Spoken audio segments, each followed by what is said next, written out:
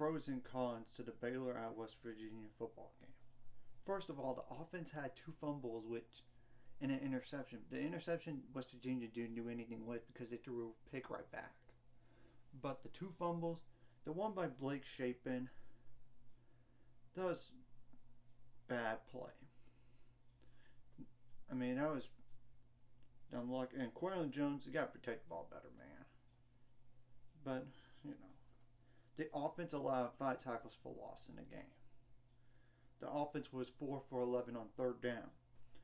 Okay, now I'm going to shift gears to defense. Kane Prather from West Virginia had 8 receptions for 109 yards. The defense allowed 43 points, which was the defense period did not show up. I mean, 283 passing yards allowed in the game and 217 rushing yards per game. That's the most it's been since the Iowa State game from last year. If you look at the numbers, 7 for 13 on 3rd down defensively. The defense allowed West Virginia to score 14 points on turnovers.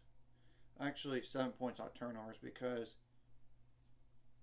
honestly, if you include that scoop and score, that's not on the defense for that. It's the offense for that fumble to allow that to happen and not tackle.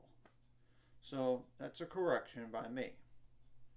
The defense allowed 27 first downs. That's way too much. The defense had 0 sacks in the game and 1 quarterback hurry. The defense only had 4 tackles for loss. The tackling in the game was awful, especially in the open field. What's even worse is John Mayers got his extra point blocked on special teams, which was returned for 2 points. Are you kidding me?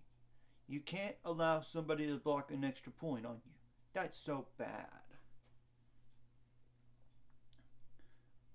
Isaac Power only had 2 punts in the game, which is a good thing, but the bad thing was 77 yards, which the long was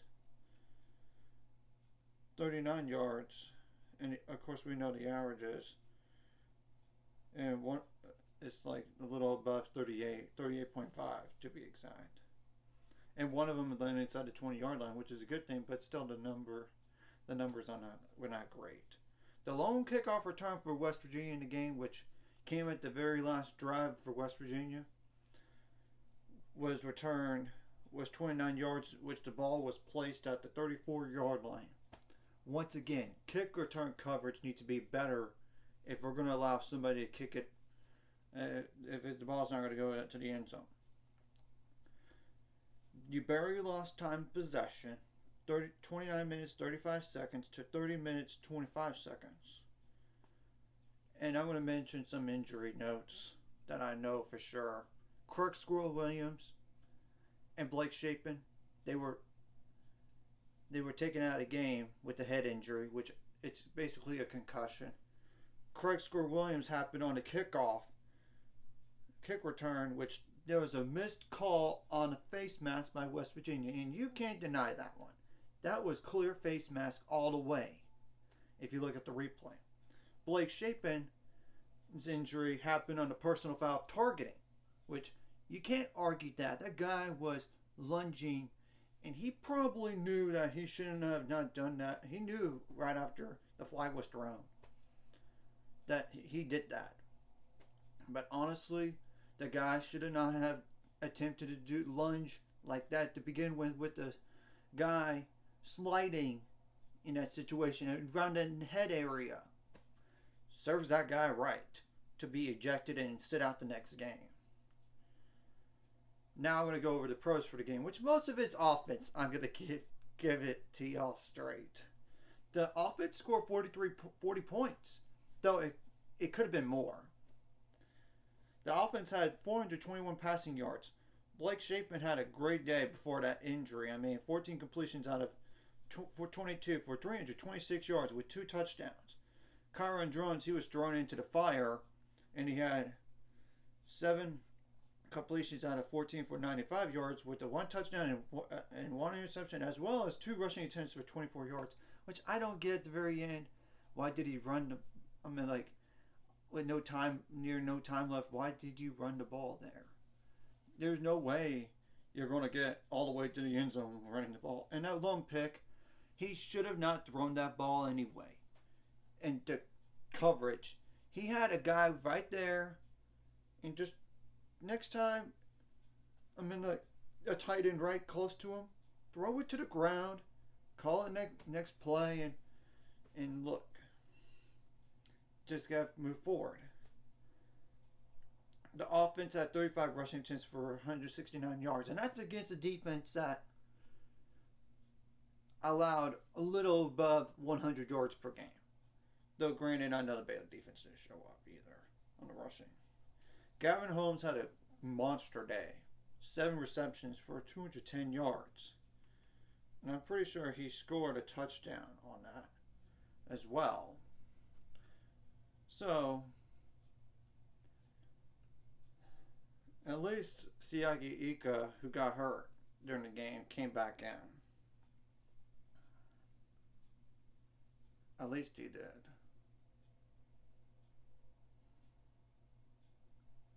I'm just checking real quick on Gavin Holmes so I can make the correction right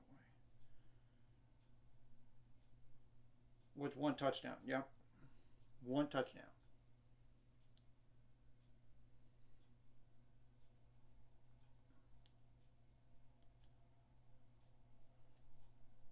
Drake Dabney had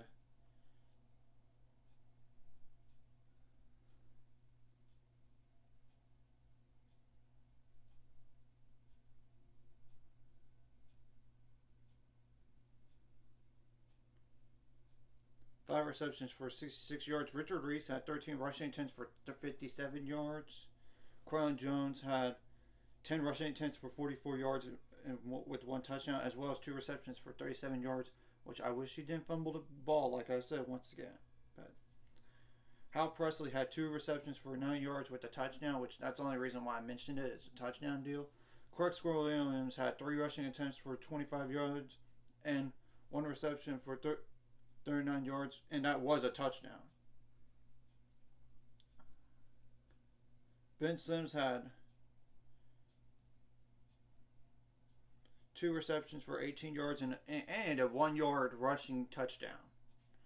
The offense allowed only 2 sacks in the game against a good pass rush. Decent pass rush. Not a lot of sacks in the game, which that's good. They were 3 for 3 on 4th down. The defense forced an interception, but they scored 3 points off of that. But obviously, it could have been more. And it could have been 7, but you know. The defense had 6 pass breakups. The defense was 0 for 1 on 4th down. Noah Rauschenberg was 2 for 2 on field goals. He made 4 out of 5 extra points. Of course, that one was blocked in return for 2 points.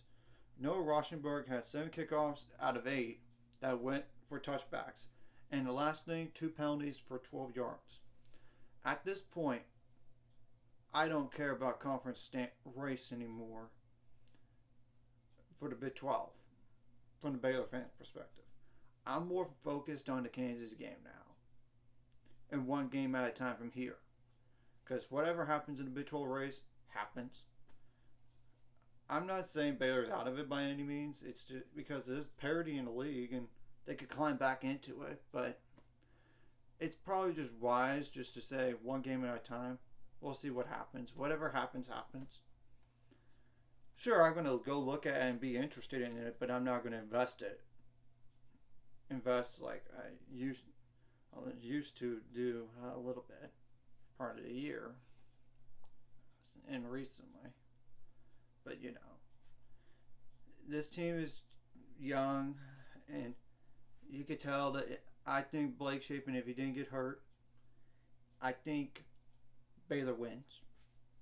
I mean, take away one of those fumbles, like the one for Blake Shapen that was, he fumbled the ball, take that away, Baylor wins. You could take away the other fumble that the defense allows 7 points, Baylor wins.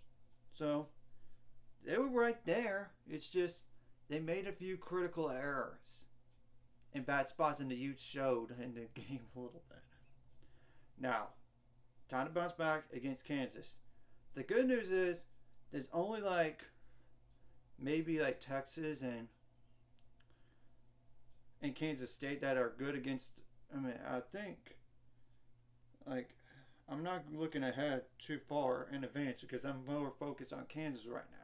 The good news is Kansas defensively is not great. They're not. And I'm sure the Baylor defense is going to make a lot of corrections, especially in the run defense. The defensive line should have been your strength. Is your strength into this game, and you didn't show. They didn't show up. They didn't show up.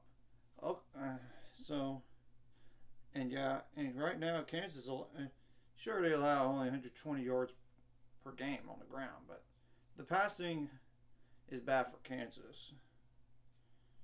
So that's really just one team for sure.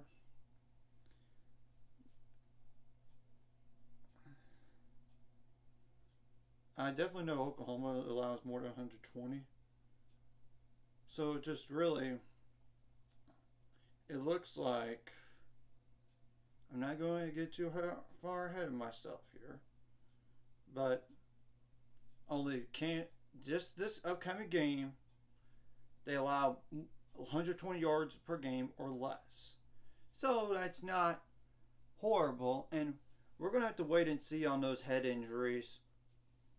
And hopefully they run a test today and figure it out. At least Blake Shapen came he went to the locker room, but then he came out, but he was in street clothes. So, anyways, if you like this content, like and subscribe, and I'll see you guys later. It's going to 400 subscribers or more by the end of this year.